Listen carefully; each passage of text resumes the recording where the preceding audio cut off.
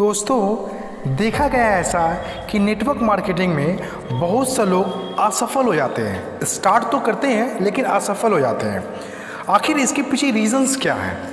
क्यों कुछ लोग बड़े से बड़े मुकाम हासिल कर जाते हैं और कुछ लोग कई सालों के बाद भी कुछ हासिल नहीं कर पाते हैं? इसके पीछे रीजंस क्या है? मैं आप लोगों को एक छोटे से स्टोरी के माध्यम से ये बताने की कोशिश करूँगा कि आखिर रीजंस क्या है। तो एक बार की बात है, एक बार एक मकड़ी एक नए से मकान में जाती है और मकान में जाने के बाद वहाँ पर वो अपना जाला बनाना स्टार्ट करती है। जाला बनाने के पीछे मेन रीज़न्स ये रहता है कि उसके पास ना तो रहने के लिए कोई घर होता है, ना तो शिकार करने के लिए कोई जगह होती है। और उसके बाद जब वो मकड़ी अपना जाला बनाने की कोशिश करती है और करीब करीब जब आधा वो कंप्लीट कर चुकी होती है, आधा जाला बना चुकी होती है, तभी उसकी नज़र एक बिल्ली पे पड़ती है और बिल्ली उस मकड़ी को टकटकी नज़र से देख रही होती है। तभी मकड़ी को अंदर में एक सवाल आता है और वो बिल्ली से पूछ बैठती है कि मकड़ी पूछती है कि बिल्ली मौसी, आप बताएं कि आप क्या देख रही हैं? तभी बिल्ली कहती है, मुझे एक बात समझ नहीं आ रहा कि आप यहाँ पर जो मकड़ी के जाल बना रही हैं, तो यहाँ पर ये तो कमरा हमेशा बंद ही रहता है, तो यहाँ पर ना तो कोई मक्खी आने वाला है, ना तो कोई मच्छर आने वाला है, तो आप शिकार कैसे करेंगे? मकड़ी को उस बिल्ली की बात बिल्कुल सही लगती है और वो काम करना बंद कर देती है और दूसरी जगह तलाशना स्टार्ट करती है। और दूसरी जगह तलाशने के बाद उसको एक उसी मकान की खिड़की नज़र आती है और उस खिड़की पर वो मकड़ी अपना जाला बनाना स्टार्ट करती है।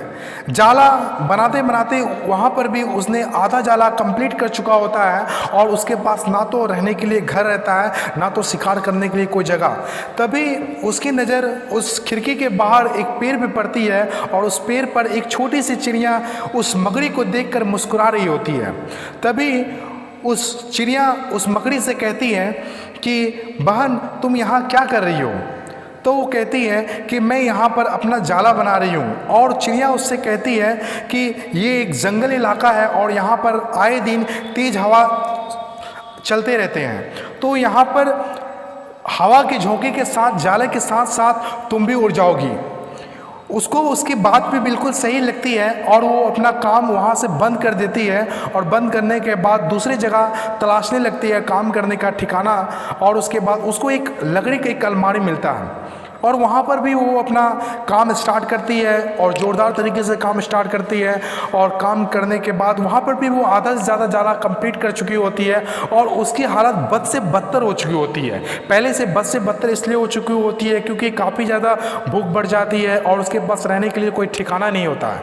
तभी वहाँ पर भी एक कॉकरोच आता है और कॉकरोच आने के बाद उस मकड़ी को एक सजेस्ट करता है, एक सजेशन देता है कि यहाँ पर आप क्या कर रही है? ये हमेशा अलमारी बंद ही रहता है और मैंने सुना है ये अलमारी जिस मालिक का है, वो मालिक इस अलमारी को किसी रद्दी को बेचने वाला है।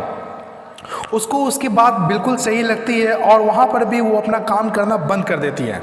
और जैसे वो चौथी जगह की तलाश में जब निकलती है तो वो भूख से इतनी कमज़ोर हो चुकी होती है कि वो गिर जाती है। गिरने के बाद तभी उसके पास से एक चींटी गुजरती है और वो चींटी से हेल्प मांगती है कि चींटी बहन, मुझे मेरी हेल्प करो। तभी चींटी कहती है कि मैं तुम्हारी क्या मदद करूं?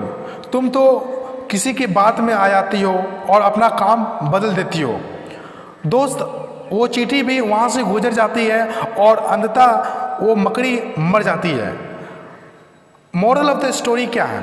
कभी कभी बिना परिणाम के सोचे समझे हम लोग उस काम को करना बंद कर देते हैं और कभी कभी हमारा गोल्स, हमारा लक्ष्य को कुछ लोगों के कारण भटका दिया जाता है और हम लोग भटक भी जाते हैं। ऐसा क्यों होता है? क्योंकि हमारा जो विजन रहता है वो कमज़ोर होता है। बहुत सा नेटवर्कर का भी यही आलम है।